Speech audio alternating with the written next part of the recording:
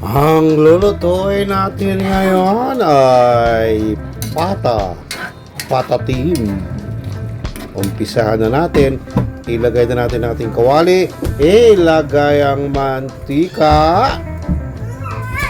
Lagay na natin ang ating pata. Isi-stir muna natin. Sir, isi-stir. Babaliktarin na natin, babaliktarin ang ating pata sa kabila naman. Piprikuhin lang natin ng konti.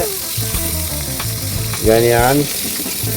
Babaliktarin muna natin. Baliktarin natin ang pata. Ang tigas naman ito. Yan o. Isa pa. Ako, ang tigas talaga ng isa na yan. Yun. Nakabaliktad na. Lagay na natin ang ating bawang. Lagay na natin ang ating onions at saka luya. At lagyan na natin ng tubig. Ilagay natin ang tubig. At isa pang tubig. Ilagay natin. Tapos lagay natin ang oyster sauce na galing sa oyster.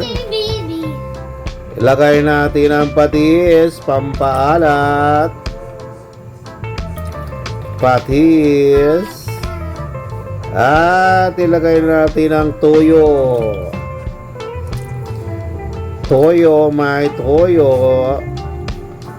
Ilagay na natin ang suka at ilagay natin ang pepper. Lagyan natin ang bitchin MSG pampasarap at ang ating sekretong ingredients. Yan. At imikos-mikos na natin yan. Imikos-mikos.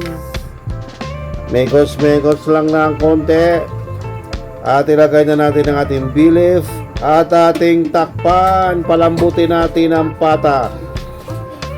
Pag medyo lumambot na, ilagay na natin ang ating bulaklak ng saging.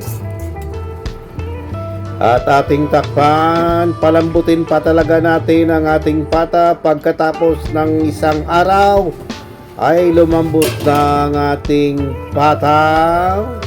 Ilagay na natin ang ating pineapple juice. Ilagay natin ang ating pineapple. At patuyuin natin ng konti, mga 1 linggo. At pagkatapos ng 1 linggo, ayan na. Ayan na ang ating pata. Ayan na, oh. Sandukin na natin yan. Ayan na, oh. Pwedeng-pwede na yan. Kainan na.